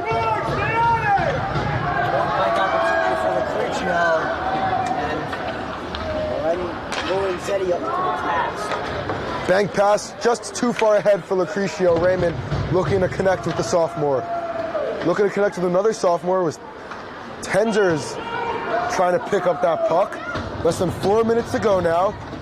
This one is played in his own end by Lorenzetti. He'll bank it off the boards. Kept in via the skate of Anthony Pondillo. Turn and burn by Tenzer goes wide. Zane Ginsberg, Adam Tobis, Alex Weiss here. The D1 Media 4 page on the NFHS Network. You're not going to want to tune away from this one. Now working 1-on-2, Lorenzetti gets around Raymond in tight, but he loses the puck. Good body there by Anthony Pondillo. Less than 3.5 to go. Olsen closing out at the point. Olsen into the neutral zone. He'll gain the offensive end. Olsen on the forehand. He'll take it around the net. Jack Olsen looking for his third. On the far side now, up to the point. There's a shot, Raymond, into the back of the net! Andrew Raymond puts the Mountaineers on top! I think Lucrecio might have deflected that in front. I think you're right on that one. Raymond with the assist, Lucrecio with the finish, and with 3:08 to go, the Mountaineers lead. Lucrecio in the right place at the right time as he's standing in front of that Raymond shot. I know I wouldn't want to stand in front of a Raymond shot, but Lucrecio does. And he earns a point and a goal. The sophomore coming up clutch for West Orange. Second assist in the span of about 3 minutes for Andrew Raymond. I know how much personally it means to Andrew to be showing out like this in what is his final game of McMullen hockey, as he will be graduating in the spring. And who else but Dominic Lucrecio? He's been phenomenal all game long, and now the score sheet finally reflects that. Olsen looking for more, he'll send it in deep. Now 3 minutes to go. We'll keep an eye on Lorenzetti, as the Raiders are going to have to pull their goalie at some point here, as they're down 1 late in the championship. Lorenzetti bank pass. This one goes to no one but Lucrecio. There were no white jerseys even in the area. Ian Flowers, flip pass looking for Olsen, but it's gloved down there and now skated in by Cacciatore. Save for Sarnicle, as we're approaching 2.5 to play. Come on, boys, gotta get to it. Come on. This one kept in barely, and now backhanded in deep by Tintenegro. Now behind the net, centering pass, one-timer whiffed on, and the tee clears the zone. The MVP with the weight of the championship on his shoulders. He'll enter the offensive end. Tintenegro, centering pass, no good. Tintenegro picks it up once again on the near side. Anthony Tintenegro still possessing. He'll curl back around, dropping it from Maurer. Now, once again, it's the MVP Tintenegro in the corner. He'll send it back up to the point with the minute 47 to play. Slap shot from the point, swallowed up by Cook Sarnicle. And I would imagine we're going to see a timeout here from Coach Gunther. When you pull the goalie if you're Scotch Plains. You get possession off this face-off. I want to see Lorenzetti getting to the bench. So, a minute 45 remaining, you pull the goalie. 6 skaters on. And there's the timeout I alluded to. I'm pretty good at calling. We saw that in the Milburn game, too. I was about to mention that. You say you're not a minor. Who knows? So, the Raiders call timeout. They're down 1 in the championship of the McMullen Cup. Minute 45 remaining. We're going to step aside. Stay tuned because you don't want to miss the finish.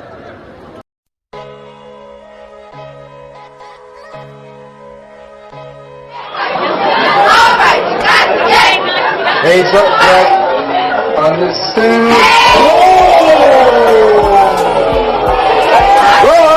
Took him and decreasing. Horton dribbles into the front court to Khalil Whitney. Going to the basket and the jam.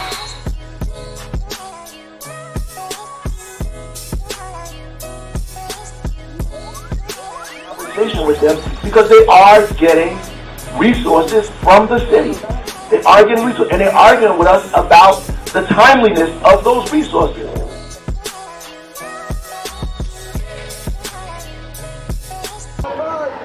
You're looking at Mr. Peter McMullen, who's going to be presenting the winning team at the conclusion of the game with the McMullen Cup. Puck is dropped. So kept in the offensive end by Tit Negro, but now it escapes the blue line. Goaltender at the bench, so we're playing 6-on-5 hockey for the next 93 seconds. Maurer now with the puck, crosses center ice, and now the blue line. Maurer gets around a couple defenders, but kept to the outside. Now sent back in deep, intercepted. The team going for the empty net, but it's going to go wide. Icing with a minute 18 to go. Storm's playing conservative, obviously. Minute 18 down, or rather up 1. Facing the pressure of Scotch Plains. This one now at the point, Maurer with it. He'll send it back in deep. Playing with it in the corner is Lorenzetti. He's the guy whose stick you want the puck on. Sent across to Tit Negro, another guy who you trust. There's a shot deflecting up into the safety netting with a minute 4 remaining in the third period.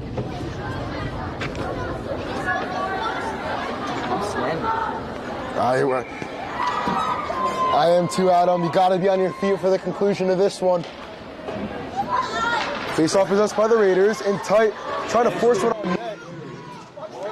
Negro now in tight. Lorenzetti with the shot. Lorenzetti centering pass intercepted. Flowers going for the empty net, and that one goes wide. Icing with 49.8 ticks of the clock remaining on the scoreboard. And with every second that passes, the heartbeats just get faster and faster here at Cody Arena. This is a fun hockey game, Adam. Oh my goodness. Feel the pressure. The best of both teams on the ice. Here's Lorenzetti with a shot. That one just wide. It goes deflected just to the left of Jackson McSarnicle. 40 to play. Back to the point. Maurer, stop shot. That one deflects off a stick. Off the glass will play on. Off the back of the net with 31 to play. This one round around. Tenker gets a stick on it, and this one escapes the zone. 25 to play. Now picked up by Tit Negro. He has this one taken off his stick. The Raiders have to touch up, and they're offside.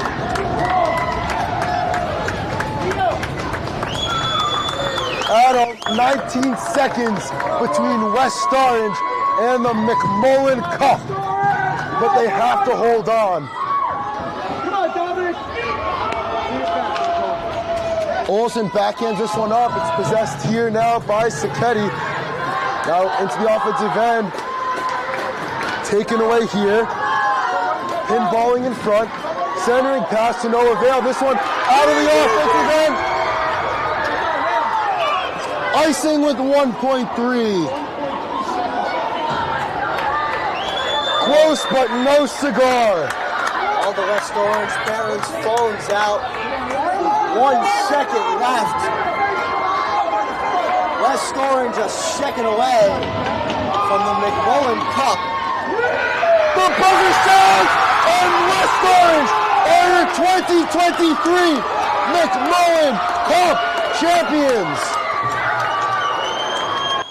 The Mountaineers take down Scotch Plains Fanwood, who haven't lost a McMullen game all season long, but the Mountaineers climb the mountain. They are the champions.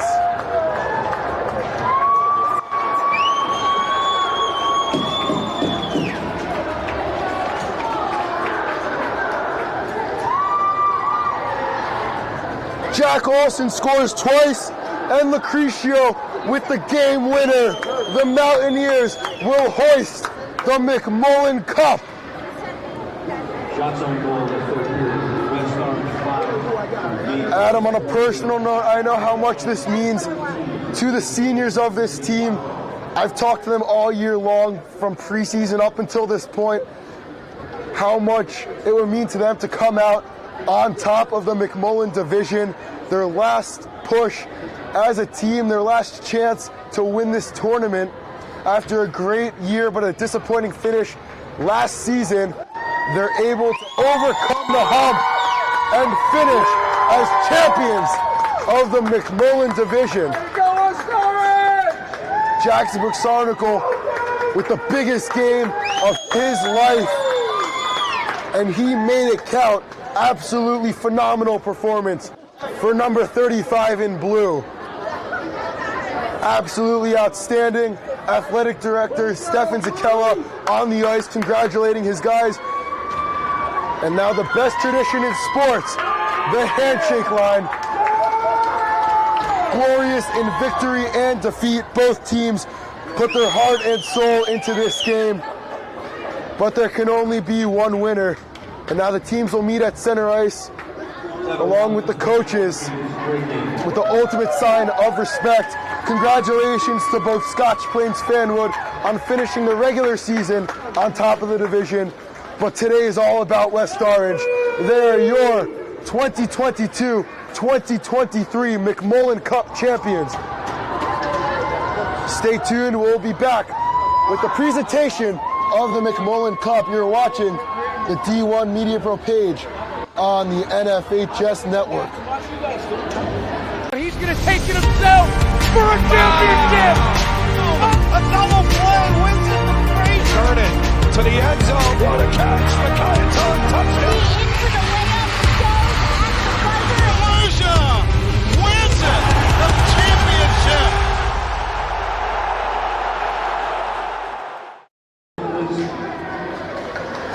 Now the West Orange captains, seniors Andrew Raymond, Jackson Brooks-Arnicle, and Jack Olson.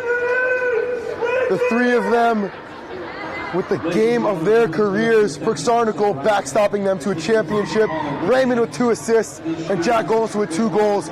They'll now shake hands and meet with Peter McMullen to hoist the McMullen Cup.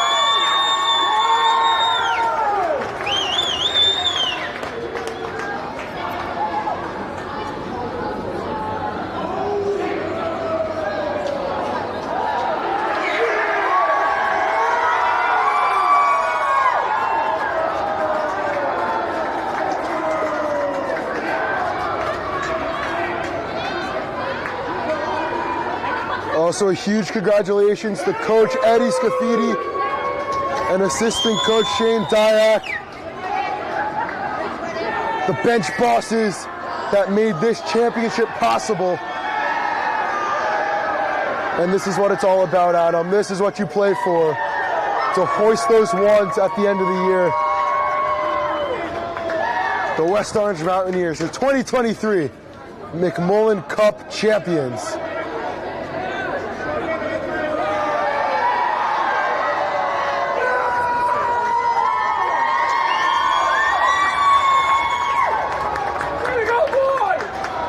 That is all we have for today. The celebrations will continue, but the broadcast will come to an end. For the final time this season, I'd just like to thank all of our viewers personally for tuning in. Adam Tobis, Zane Ginsberg, I'm Alex Weiss for the last time this year, saying thank you for tuning in, and we'll see you next season.